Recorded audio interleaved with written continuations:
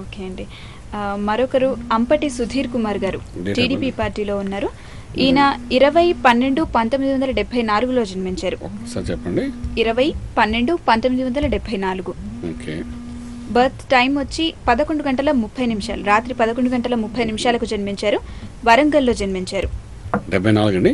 అవునండి. 20/12/1974 రాత్రి 11 గంటల 30 నిమిషాలకు వరంగల్ అండి. వరంగల్లో పుట్టారు. చెప్పండి. ఈయన రాజకీయ భవిష్యత్తు ఎలా ఉండబోతుంది అనేది అడుగుతున్నారండి.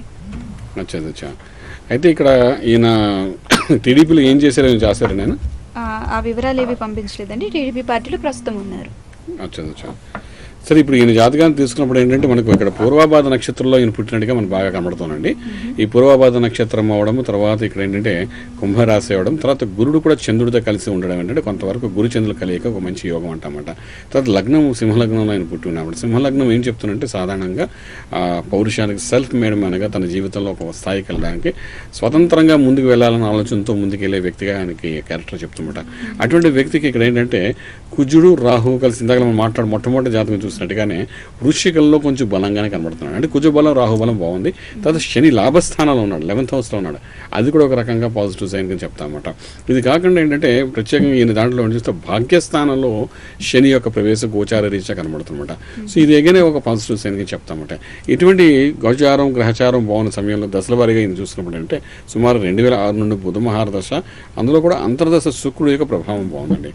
ఒక రకంగా చెప్పాలంటే ఈయన ఇప్పుడున్న పరిస్థితుల్లో ఇప్పుడు ఈ 3 జాతకాలని చూస్తే ఈయన దేనికోసం ఆయన ప్రయత్నం చేస్తామని తెలియదానికి, ఇప్పుడు జనరల్గా రాజకీయ భవిష్యత్తు ఎలాగుందని చెప్పడానికి మాత్రం ఇప్పుడున్న పరిస్థితుల్లో అద్భుతమైన స్థితిగా ఉందని చెప్పడానికి అవకాశం ఉంది.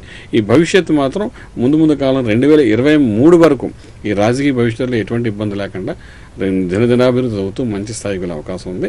అయితే ప్రత్యేకంగా అంటే సింహలగ్నం కాబట్టి దానికి సంబంధించిన కొన్ని రెమెడీస్, దానికి సంబంధించిన కొన్ని యజ్ఞయాగాలు నిత్యం చేస్తూ మంత్రశాస్త్రం చేసుకొని ప్రజలతో కలుపుకుని వెళ్ళగలుగుతా. అంటే నేను స్వతంత్రుడిగా ముందుకు వెళ్ళాలనే ప్రయత్నం కాకుండా అందరినీ కలుపుకుంటూ జాగ్రత్తగా ముందుకు వెళ్ళగలిగితే మాట యొక్క పౌరుషాన్ని, మాటని, కోపాన్ని కొంచెం కంట్రోల్ చేసుకుని మాత్రం ముందు మంచి భవిష్యత్తు ఆయనకి రాజకీయ భవిష్యత్తు చెప్పగలుగుతామండి.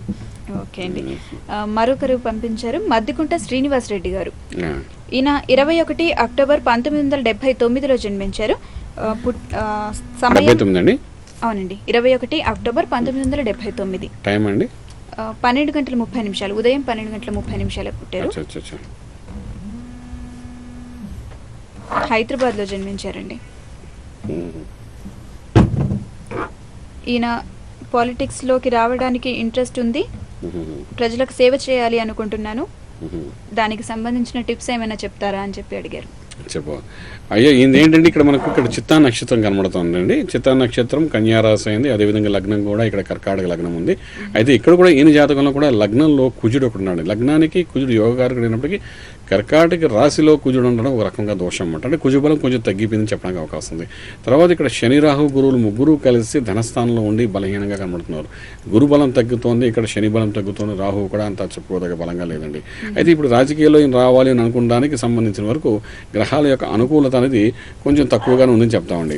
అయితే ఇది కాకుండా ఏంటంటే ఈయన ఇంకొకటి ఏంటంటే 2001 నుండి గురు మహారదశ, అందులో కూడా ప్రస్తుతానికి రవి యొక్క అంతర్దశ నడుస్తుంది, తర్వాత చంద్రుడు వస్తుంది. దశలు బాగున్నాయండి. ఏదైనప్పటికీ ఒక రకంగా చెప్పాలంటే రాజకీయంగా ఒక బలం పెరగకపోయినప్పటికీ సహజంగా ఈయనకి గోచారం కాకపోతే గ్రహచారం యొక్క దశ బాగుంది కాబట్టి ఈయన మంచి వ్యక్తిత్వంతో ముందు వ్యాపార రీతి అనుకోండి రకంగా ఏ వ్యవహారాలలో ఇన్నాళ్ళు ఉన్నారో ఆ వ్యవహారంలో ఒక మంచి స్థాయి వెళ్ళడానికి మంచి రోజులు వచ్చాయని చెప్పడానికి 2011 డిసెంబర్ నుండి మంచి రోజులు వచ్చాయని చెప్పడానికి అవకాశం ఉంది.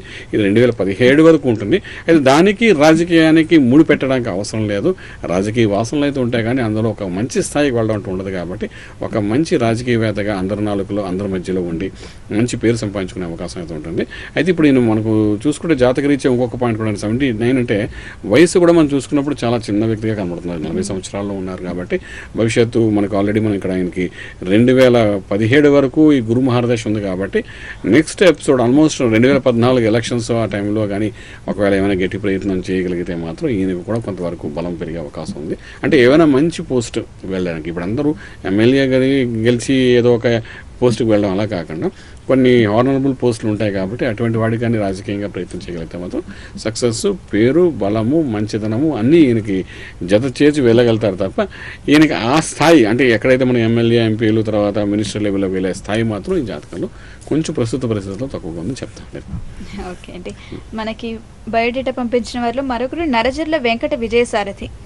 ఈయన మే 5, 1992లో జన్మించారు. 92 అండి. మే 5, 1992. చిన్నపిల్లడు కదండి. అవునండి. ఏమంటారు? టైమ్ ఆఫ్ బర్త్ 11 నుంచి 12 గంటల మధ్య, మధ్యాహ్నం 11 గంటల నుంచి 12 గంటల మధ్య. సరేనండి. ఏమంటారు బాబు ఇక్కడ? ప్లేస్ ఆఫ్ బర్త్ వచ్చేసి ఏలూరు అండి. అచ్చా, బాబు కొద్దిగా రోహిణి నక్షత్రం పుట్టింటే ఇంకా చిన్నపిల్లడే కాబట్టి ఈయనకి అటు ఫ్యామిలీలో అటువంటి ఏమైనా ఆలోచన మనకు తెలియదు. అయితే ఇక్కడ లగ్న జాతక రీత్యా చూసినప్పుడు అంటే అటువంటి ఆలోచన ఇక్కడ చాలా తక్కువ కనబడుతున్నాయండి ఈయన జీవితంలోని. అయితే ప్రస్తుత రాహు యొక్క ప్రభావం అనేది గ్రహం యొక్క ప్రభావం బాగా ఉంది కాబట్టి దీని ప్రభావంలో మనకేంటి ధనస్థానంలో గురుడు కూడా ఉండడం, రాహు ప్రభావం బాగా చూపించడం, అందులో కూడా అంతర్దశలో కూడా శుక్రుడు యొక్క ప్రభావం కూడా బాగా కనబడుతుంది ఇక్కడ. సో ఇటువంటి పరిస్థితుల్లో ఇప్పుడున్న వాటిలో చూస్తే మాత్రం ఈయన జాతకంలో కొంతవరకు ఇంకా చిన్న వ్యక్తిగా 2017 వరకు ఎటువంటి భవిష్యత్తు కనిపించట్లేదని చెప్పడానికి అవకాశం ఉంది. ఏదైనా రాజకీయ పరంగా మాత్రం ఈయనకి ఎక్కువగా ముందుకు వెళ్ళే అవకాశం లేదని చెప్పగలుగుతాం. ఓకే అండి, మరొకరు పంపించారు రాజేష్ వి. ఈయన 27/7/1979లో జన్మించారు. కోదాడలో జన్మించారండి. టైం చెప్పారండి? టైం ఏది పంపించలేదు. 27/7/1979. అచ్చా, కోదాడు కదండి. కోదాడలో జన్మించారండి. Okay okay. ఇప్పుడు ఈయన కూడా మనం ఏ పార్టీ వేరేమని చెప్పారు, ఏ పార్టీ నుండి ఏమని చెప్పారండి చెప్పలే కదా. సో ఈయన కూడా మనకి ఇక్కడ ఏంటంటే మఖా నక్షత్రం వస్తామండి. ఈ మఖా నక్షత్రం సింహరాశి అవడం వల్ల అంటే ఈ సింహరాశికి ఏళ్ళనాడిషన్ ప్రభావం తగ్గింది కాబట్టి దాని ప్రభావం తగ్గడంతో కొంత యోగానికి వెళ్ళే అవకాశం ఉందండి. అయితే రాజకీయ భవిష్యత్తు గురించి మనం వెళ్ళినప్పుడు ఏంటంటే ఇక్కడ కావాల్సిన గ్రహాల అనుకూలత ఎంతవరకు ఉందనుకున్నప్పుడు 2006 నుండి ఈ చంద్రమహాదశ 2016 వరకు ఉండడం, అందులో అంతర్దశ ప్రస్తుతానికి బుధుడి యొక్క ప్రభావం ఉండడం అనేది ఇవన్నీ మనకు కుజుడు కూడా అంత సపోర్టింగ్గా లేకపోవడం, ధనస్థానంలో ఉన్న గ్రహాలు అనుకూలత లేకపోవడం అంటే రాజకీయంగా మాత్రం ఇంకా వెలుగుబద అంత పాజిటివ్గా ఉన్నదని చెప్పడానికి అవకాశం లేదు. ఏదైనా ఇప్పుడున్న పరిస్థితుల్లో మాత్రం కొంచెం కష్టకాలంగా ఉంది. 2013 మే వరకు ఉంది కాబట్టి ఆ తర్వాత కొంచెం భవిష్యత్తు బాగుంటుంది. అయితే జనరల్గా ఈయన జాతకం చూసినప్పుడు వ్యాపార వ్యవహారాల్లో కొంచెం బలం పెంచుకునే అవకాశం 2013 మే ఉంది తప్ప రాజకీయ భవిష్యత్తు మాత్రం మనకు ఎక్కువ కనిపించదండి. మనం ఇవన్నీ ఎందుకు చెప్తామంటే ఇక్కడ మెయిన్గాను చాలామంది మనకు ఈ టీవీలకి మనకు పంపించే లెటర్స్లో కూడాను వాళ్ళు ఏంటంటే అందరూ రాజకీయాల్లోకి రావాలని ప్రయత్నం చేస్తుంటారు. ఇప్పుడు మనం చూసిన ఈ లాస్ట్ 2-3 కూడా మనకి ఏంటంటే ఎక్కడ భవిష్యత్తు కనిపించట్లే. వాళ్ళకి ఏంటంటే ఎవరో పార్టీ మెంబర్స్, చీఫ్ వాళ్ళు వచ్చే మీకు టికెట్ ఇస్తామనో లేకపోతే మీకు పలానా క్యాడర్ ఇస్తామనో మీరు ముందుకు రండి అని అంటారన్నమాట. వీళ్ళ ఆశతో ఏంటంటే ఇవాళ కాకపోయినా 2-3 సంవత్సరాల తర్వాత నాకు ఎమ్మెల్యే టికెట్ కూడా ఇచ్చే అవకాశం ఉందని ఒక భావంతో ముందుకు వెళ్ళడానికి ప్రయత్నం చేస్తాను. ఇదన్నీ ఎలా ఉంటాయంటే ఒక లాసెస్ తీసిపోతుంది, లైఫ్లో పెద్ద పెద్ద లాసెస్ అవుతాయి పెట్టానమాట. సో ఇవన్నీ మనం ముందుగా తెలుసుకున్నప్పుడు ఇప్పుడు చూడండి మనకు 6-7 జాతకాలు మనం చూసాము. చూసినప్పుడు ఏంటంటే మన లాస్ట్ 2-3 జాతకాలు అటువంటి భవిష్యత్తు కనబడతాయి. ఇది మన క్లారిఫికేషన్ అని ఇవ్వగలిగితే ఏంటంటే వీళ్ళది మొదట్లోనే ఎందుకు రా బాబు మనకి రాజకీయంలో గురించి వీళ్ళు పక్కకి తప్పుకోవడానికి అవకాశం, వాళ్ళు నిత్యం చేసే కార్యక్రమాలు వాళ్ళు పార్టిసిపేట్ చేయాలి. దీనిలో ఒక రకంగా వాళ్ళకి మనం సహాయం చేసిన వాళ్ళు అవుతాం. రెండో రకంగా ఏంటంటే రాజకీయం అనే దాంట్లో ఉన్న గొప్పతనం ఏంటి, రాష్ట్రాన్ని, దేశాన్ని ముందుకు తీసుకురావడానికి వాళ్ళు ఎటువంటి స్థాయిలో ఉండి ముందుకు వెళ్ళాలన్న దాని మీద అవగాహనకి ఎంత బలం కావాలి. ఇప్పుడు ఏంటి మనకి ధనం ఉంది కదా అని చాలామంది ప్రయత్నం చేస్తే మన లాస్ట్ 6 నెలల నుంచి చూస్తాం ధనం ఉన్న ప్రతి ఒక్కరు రాజకీయ నాయకుడు అవ్వలేదు. అలా విధంగా పౌరుషంతో వెళ్ళిన వాళ్ళు కూడా చూసాం రాజకీయంలో ఎంతో ఇబ్బంది పడుతున్నారు. అన్నీ ఉండి కూడా రాజకీయంలో ఒక మినిస్టర్ కేటగిరీ రాలేక చాలామంది ఇబ్బంది పడుతున్నారు. రికమెండేషన్లో ఎన్నో అవుతున్నాయి, సూట్ కేసులు మారుతున్నాయి, ఇవన్నీ కూడా చెప్తున్నాను. సో ఇదేంటంటే జాతకంలో ఉంటేనే కానీ ఆ స్థాయికి రావడానికి కొంచెం కష్టం అన్నమాట. సో అదన్నీ ముందుగా తెలుసుకోగలిగితే, ఎందుకంటే పొలిటికల్ పంచాలం మనం చెప్పేది ప్రత్యేకంగా let us know their future in advance little bit, అది ఒక గైడ్గా వాడుకుని ముందుకు వెళ్ళడానికి ప్రయత్నం చేయగలిగితే అప్పుడు డెఫినెట్గా లాసెస్ అని తక్కువై జీవితంలో ఒక ఉన్నత స్థాయికి వెళ్ళడానికి అవకాశం మనం చేసే ప్రయత్నం అన్నమాట. చాలా అడ్డం వచ్చినాయి అంతే మనం ఆ ప్రయత్నం చేసేట్టుబట అది సంగతి. ఇప్పుడు మనకు పంపించిన వారిలో 3 ఉప ఎన్నికల బరిలో కూడా ఉన్నారు. అవునండి. అయితే ఈ ఉప ఎన్నికల గురించి వచ్చింది కాబట్టి ఇప్పుడు ఉప ఎన్నికల నామినేషన్ల పర్వం ఇది సాగుతూ ఉంది. అయితే ఈ ఉప ఎన్నికలు ఏ పార్టీకి అనుకూలంగా ఉండబోతున్నాయంటారు? ఇప్పుడు ఈ 3 కూడా ఆదిలాబాద్ నుండి అనుకుంటానండి వీళ్ళు బరిలో కొన్నవాళ్ళు.